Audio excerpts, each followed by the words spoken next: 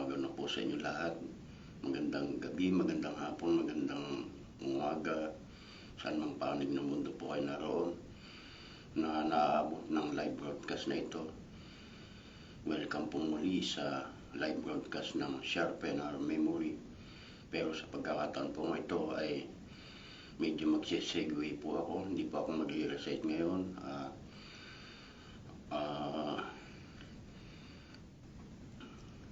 Gusto ko lang po munang bumati sa mga follower, sa mga nagtiyatsagang sumubaybay sa akin.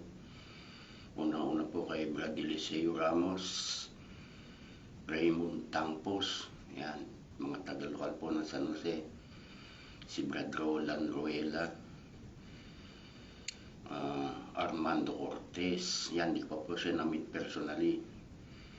Tapos si Brad Michael Babura ba, nasa malayong lupain pala si Brad Michael. Hello Brad Mike, yung negosyo natin na pornada na.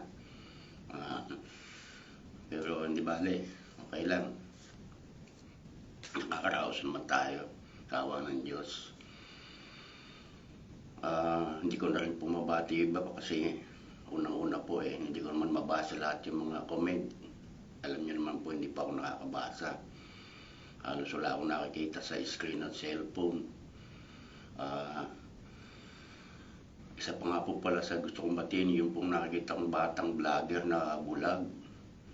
Nga ako sa kanya kasi ang galing niya mag-cellphone pero bulag siya. Ako naman po, hindi naman po ako totally blind pero hirap na hirap po ako. Kasi bagito lang po ako sa paggamit ng cellphone kaya pasensya na po kung minsan maraming mga sablay.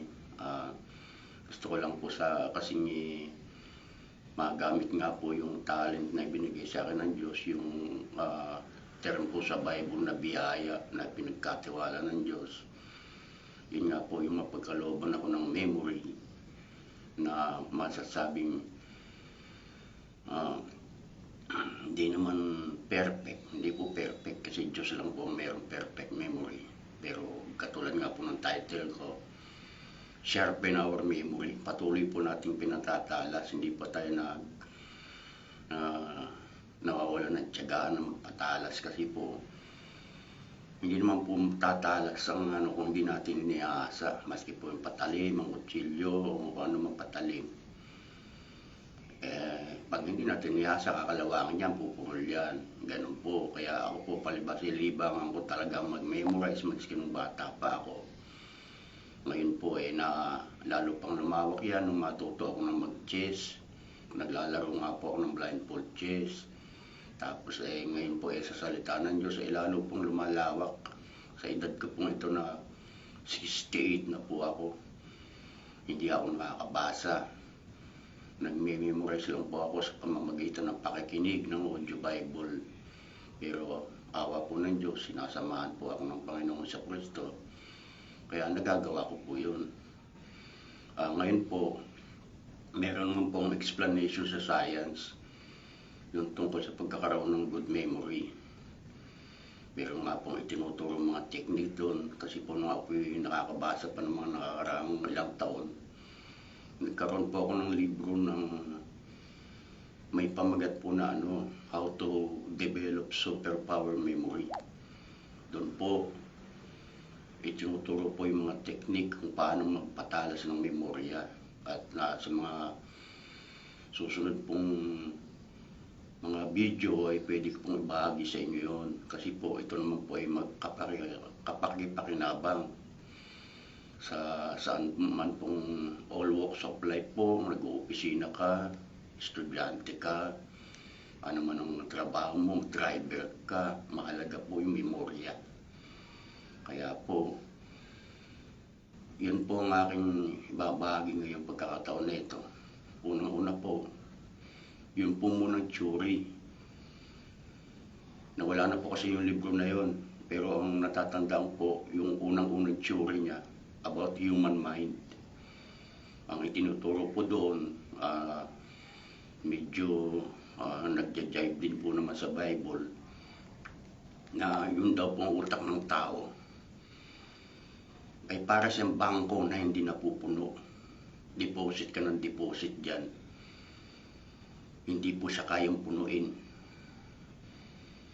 Para din po sa Biblia, yung puso po ng tao, yun po ang sisidlan. Taguan yun. Lahat ng gusto mo ilagay doon, mailalagay mo doon. Sa kalooban na rin po siyempre ng Diyos. Kaya nga po yung salita ng Diyos ay sinusulat niya sa puso ng tao, tapos ikinikintal sa isip. Pero hindi po automatic yun, hindi po magic yun. Meron din po tayong gagawin na hindi naman kung sinabing isusulat ng Diyos sa puso natin, aasa na lang po tayo doon. Gagawin po natin yung ating bahagi. At siyempre, kung makita ng Diyos na talagang interesado tayo doon, sasamahan tayo para magawa yun.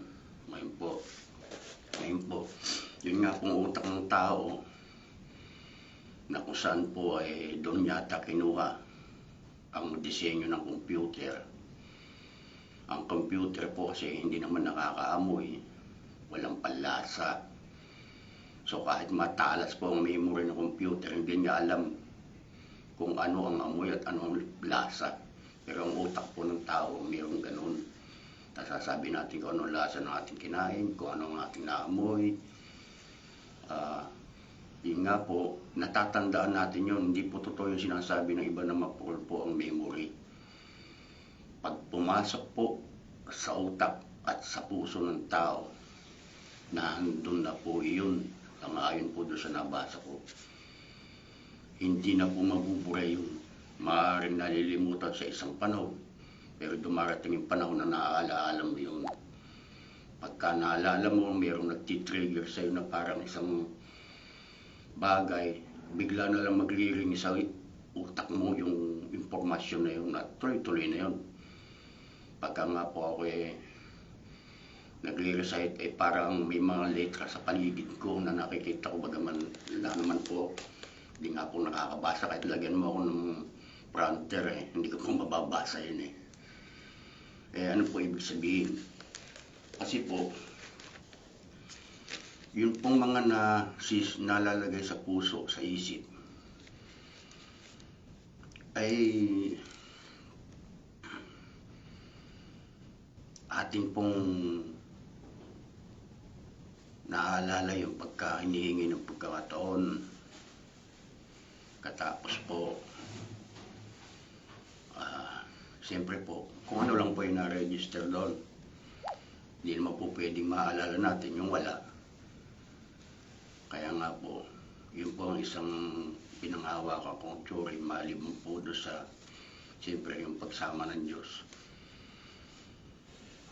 So, ano po pong ibig sabihin?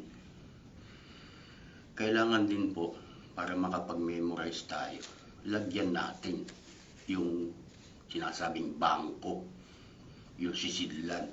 Kailangan may laman yun.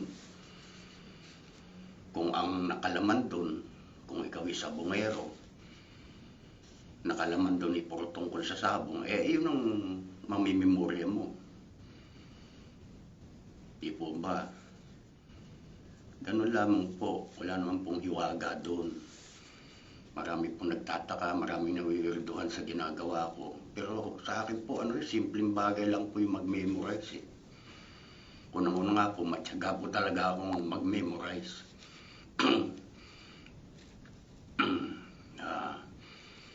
Pagkatapos po nito,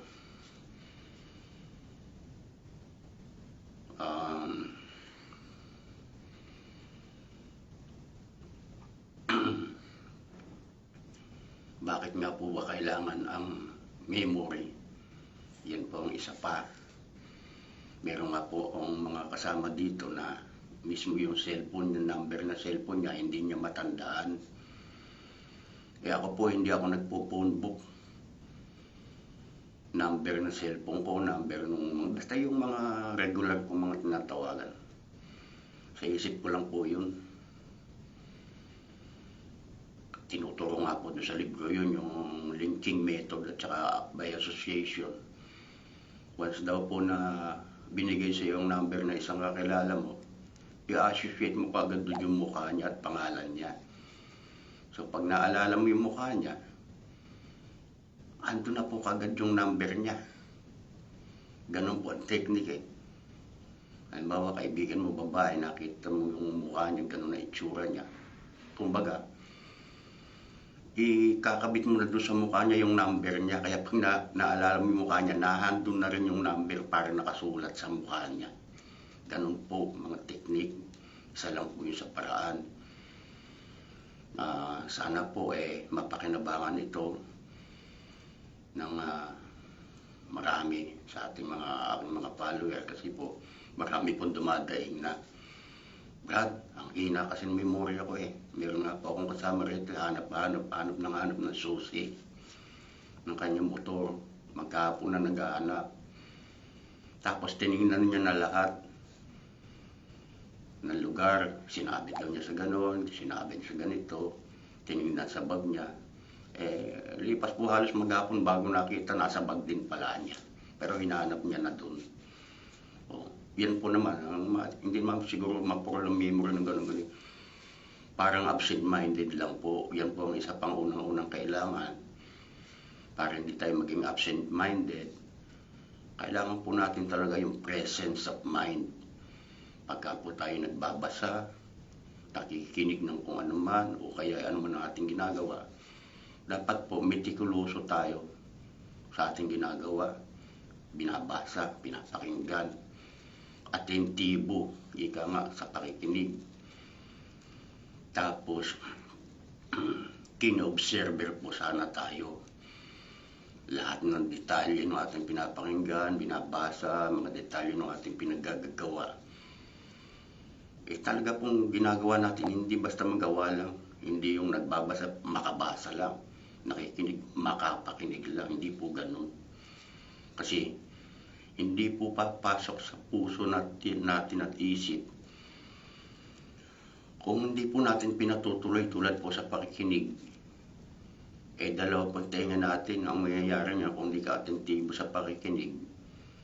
Dadaan sa kaliwang tenga, lalabas lang po yung sa kanan. Pag hindi po pumasok sa puso yun, wala ka mamememorize. So yun po ang isa pang factor kaya tayo nakakapag-memorize. Kailangan tutok ka sa pakikinig, tutok ka sa pagbasa, interesado ka unang-una sa binabasa mo, pinapakinggan mo, sa ginagawa mo, kinobserver ka. Sabi nga po ng kawikang English, do what you love and love what you do. Hindi ka po makakapagbulay-bulay araw-araw ng kautusan ng Diyos kung hindi ka masaya sa kautusan ng Diyos. Maboboring ka po. Sabi nga po sa awit 1:2, ang kanyang kasayahan ay nasa kautusan ng Panginoon at sa kautusan niya nagbubulay-bulay siya araw at gabi. Paano kung magbubulay-bulay araw at gabi kung hindi ka masaya doon sa binubulay-bulay mo? Pagka nga po nagkaroon tayo ng mga kanta na nagustuhan natin, inuulit-ulit po natin pakinggan yun. Hanggang sa mamemorize natin yung kabuuan ng awit, ultimo pati mga comma at period, alam mo kung nasaan. Ganon din po, lalo na po pagtungkol sa salita ng Diyos. Yun nga pong love letter ng mahal mo ulit-ulit mong binabasa hanggang sa matandaan mo na lahat. Yun pa nga pong salita ng Diyos, yung Bible po love letter po ng Diyos yun Kung mahal natin ang Diyos na sumulat nun, matatandaan po natin yun kasi uulit-ulitin po natin Kailangan po talaga paulit-ulit. Ang pag-memorize po hindi nakakuha ng isang pasada lang.